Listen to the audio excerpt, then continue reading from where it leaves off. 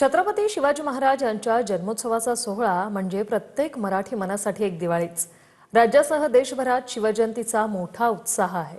रयतेच्या राजाचा जयघोष केवळ महाराष्ट्रातच नाही तर साता समुद्रापार ऐकू येतो। पण या सोहळ्याची खरी धग पाहायला मिळते ती दोन ऐतिहासिक ठिकाणी। एक म्हणजे शिवनेरी किल्ला, जिथे या सूर्याचा जन्म झाला।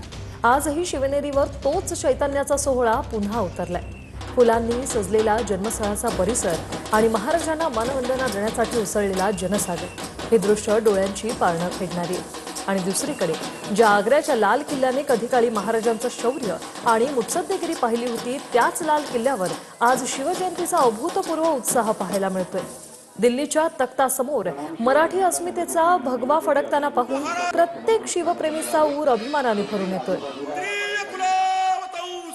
सिंहासनाधीश्वर महाराजाधिराज राजा शिव छत्रपति की जय।